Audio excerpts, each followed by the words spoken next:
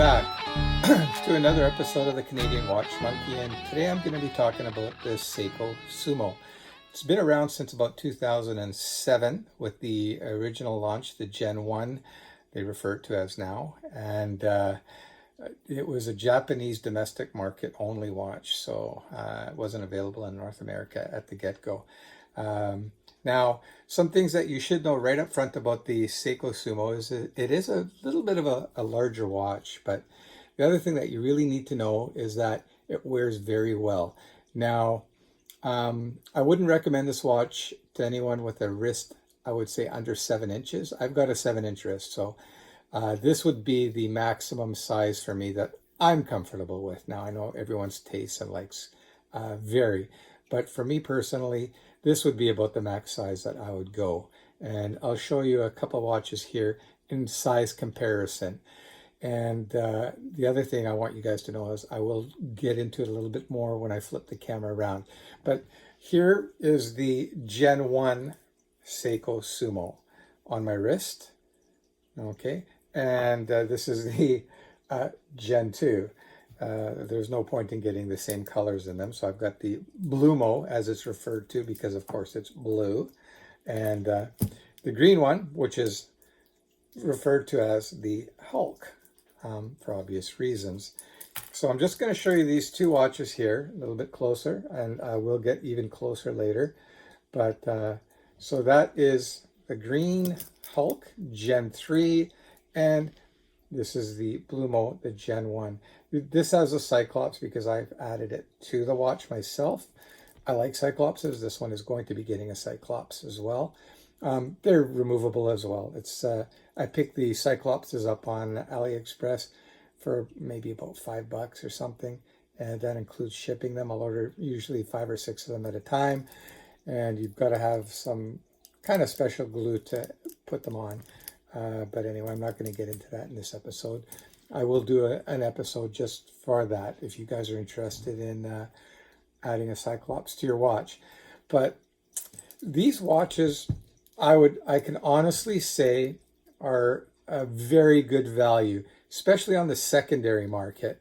Now, this green one here, the Gen 3, the gentleman that bought it, I guess didn't bond with it or whatever. He just wanted to change up.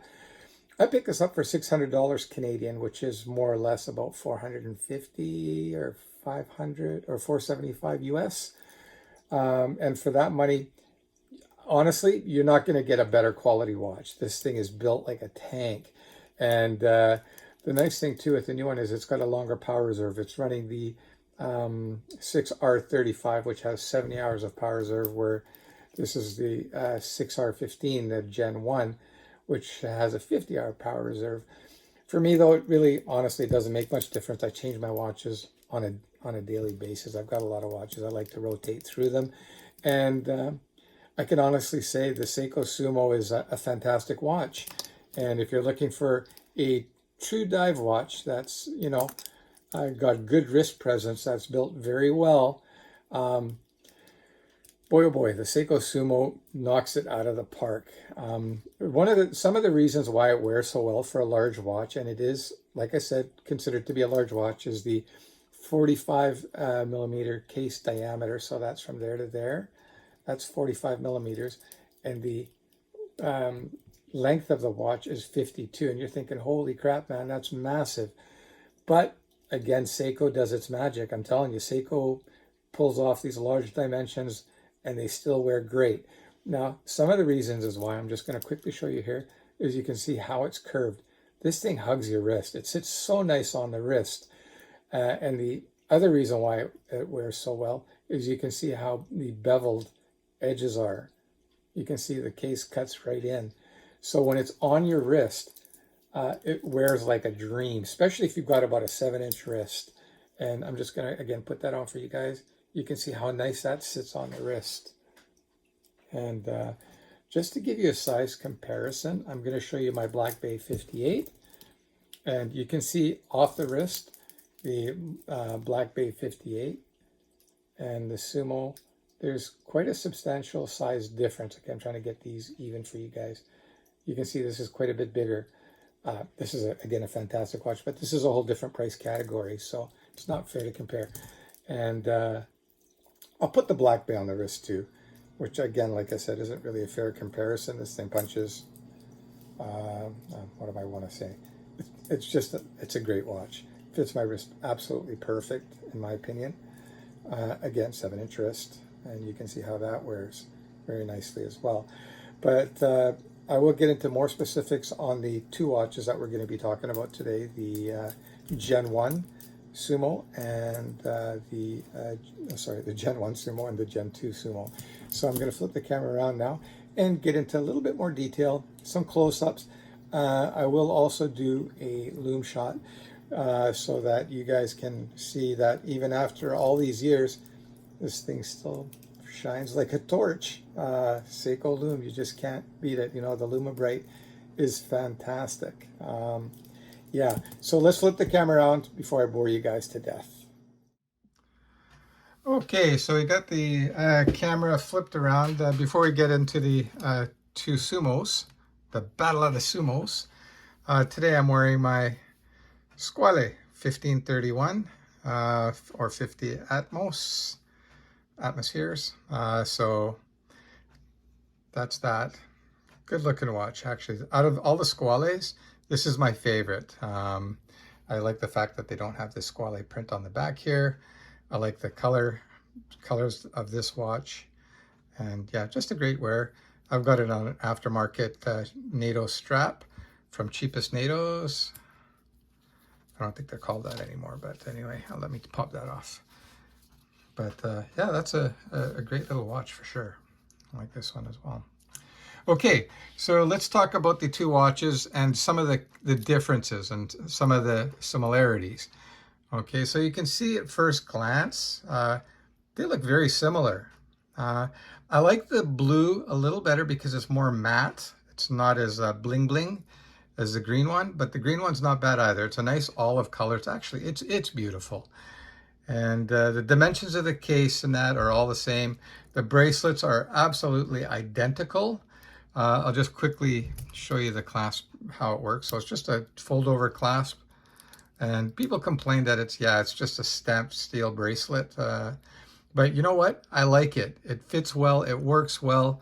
I don't give a crap if it's milled or whatever. It works great. It's also got a dive extension as well on this side. So pretty easy to use. You just pop that like that and slide that up.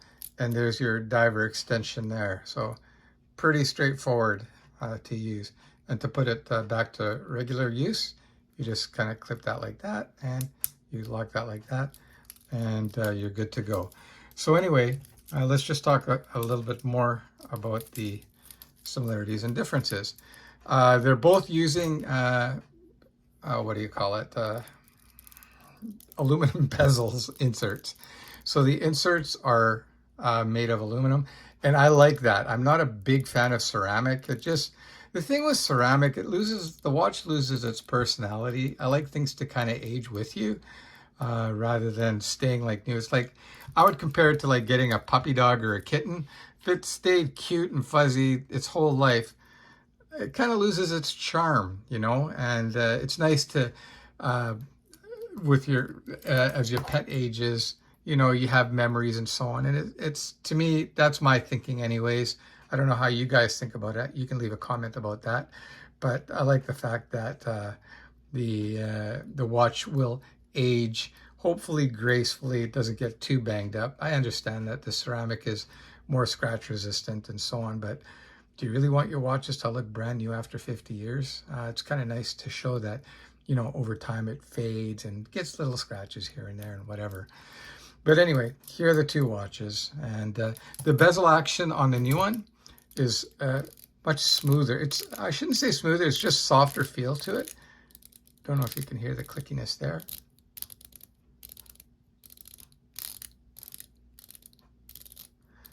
No alignment issue whatsoever. The chapter ring, the 12 o'clock pip there, all line up perfectly, as you can see.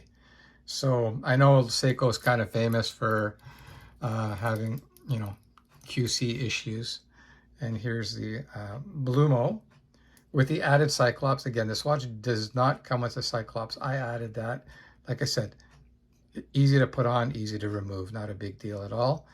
And you can see that I think it looks great. I'm a big fan of Cyclopses, and for those of you that know me and are part of the CWC, the Canadian Watch Club, you know I pretty much had Cyclopses to everything. And the bezel here is a little bit stiffer, not as ratchety, I would say, but still very smooth. And again, don't forget, this watch here is, you know, more than 10 years old anyway. Not sure exactly what the birth or purchase date was on this watch because I picked it up used. And you can see that's a beautiful blue. I'm gonna bring my Black Bay 58 blue into the picture here so you can see the color is actually very similar. Actually, I just made the realization it's almost exactly the same. Holy shit. Really, you know, you look at that, I would say it's the same. Wow, who knew? So yeah, maybe Black Bay copied or Tudor copied Seiko with that blue, but just a really nice blue. A lot of the times too, you got to know with either the green or the blue, under certain lighting, they look black. They really do. You know, I'm not going to get it here because I've got too much light here in my fancy dancy studio set up in my bedroom. But let me zoom in a little bit more for you guys. Okay, I'm going to bring my watch a little closer so you can see the differences. Okay, so some of the differences, you can see that the print, the numbers on the bezel are smaller. On the new edition, the Gen 3, the Gen 1, it is thicker. I don't have a preference for either. You can see that the triangle around the pip is also a little bit different. This is triangular, and this is like a triangle with the nose cut off of it. Oh, by the way, I just searched it up. Why do they call the Sumo? Part of it is because it's very portly, the watch. But secondly, and most likely, is that the 12 o'clock marker there looks like the underwear or whatever you want to call it that the sumo wrestlers use during their wrestling matches. So I think they're called washi or something, or something like that. Anyway, they've got a name for it, but that's why the sumo is nicknamed the sumo, is because of the 12 o'clock markers looking like the shorts or underwear, whatever you want to call it, that the sumo wrestlers wear. So looking at the dials, you can see here there is no Prospex logo. This one has the Prospex, and this one does not. I've got no preference for either. I think they both look good. The hands are slightly different as well. Of course, I'm doing this right now when it's, the hands are overlapping. By the way, the movements are both hand windable and hackable. That's should be expected in this day and age. Okay, so you can see if you take the minute hand looks the same, the second hand looks the same, but the difference you're going to see is in the hour hand. So you can see the hour hand there, it's just got like kind of a slit. And again, this is the Gen 3. And this one's got kind of like another arrow inside the arrow. So there is that difference. The other difference is on the crown. This has got a signed crown. And that's having troubles focusing. There we go. Okay. So you can see the crown is the same. That's the only difference between the crowns. The crowns are identical. And this is unsigned. It would have been nice if they made the crown signed, but honestly, who notices other than yourself when you're looking at the watch up closely? Otherwise, you're never going to notice. The case backs are slightly different again. They both got that wave. I guess it's a tsunami wave. But anyway, that's, let me put my hand back there so it focuses a little better. There you go. And it's got some information there. You guys can read that. I'm not going to bother with that. All right. And then we'll look at the Gen 1. And you can see it's very similar. Again, with the wave in the middle. And it's got some more information there as well. The bracelet links they're solid, and of course solid end link as well.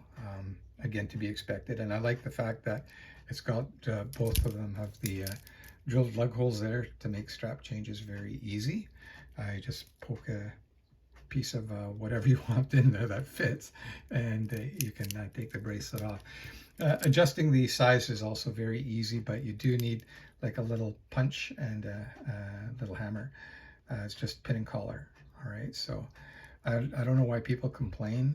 I think it's fine, and yeah, not a problem to adjust these at all. Now I'm just trying to think, what else can I tell you? As you know, the Gen 1 uses a 6R15 movement, which has a 50R power reserve, and this is the 6R35, which has a 70-hour power reserve. Now, like I said, I picked this one up for $600 Canadian, which was a great deal. I can't believe nobody picked it up before me. The gentleman that sold me the watch actually sold me the watch without payment first, because he knows who I am and he knows I've got a YouTube channel. But anyway, the watch is bought and paid for. It's got a screw down case back, 200 meter water resist, as you can see there. And these are ISO certified, so they're proper dive watches, even though this one doesn't have the prospects. It is. So there you have it, the two Sumos. Color-wise, I love these both. I think they're both very good-looking watches. Oh, before I forget, I'll do a lume shot too. But before I do that, I'm just going to get a little bit closer for you guys. And I really want to stress to you, the quality on these watches is phenomenal. Like, they really, really are super well-built watches. But again, because of the size of the watch, I would not recommend it if your wrist is under 7 inches. If you've got a 7-inch wrist, this will not be a problem, okay? It has nice wrist presence. I'm not going to bother pulling out my calipers. Oh, the other thing I should mention too is that the Gen 1s are still using the Hardlex, which isn't as durable as what's in the new version, which is sapphire glass. Again, not a big deal. This watch is like 7 years old, 8 years old at least, and there's not a mark on it. So unless you're really hard on the watches, it's not a big deal. These watches too, I think are going to be a little bit more collectible, because this is the Gen 1. It is the original. That was a Japan release only. Honestly, if I had to give up one of these watches, I would probably give up the green one, because I know it's more readily available, and that's the only reason. But style-wise and everything else, they're equal. I would say the blue is also a little bit more versatile than the green, but I've got them both, so I don't have to make that choice. So what do you guys think? I don't think it's too big a choice, but oh, the other thing too I noticed just now is that the markers there are a little bit smaller on the Gen 3 as compared to the Gen 2. You can see there, not a huge difference, but there is a difference there. But either way, if you're looking about thinking about getting a Seiko Sumo, I would highly recommend it. Now I'm going to do a lume shot for you guys as promised. So I'm going to just turn this light off here. Actually, maybe I should zap these a little bit first. So that's just a UV light, in case you're wondering. Just makes charging a little bit faster, that's all. Okay, so I've got these two loomed up, I would say about as equal as I'm going to get it. All right, so let's turn the light off. And you can see there that the lume is very good.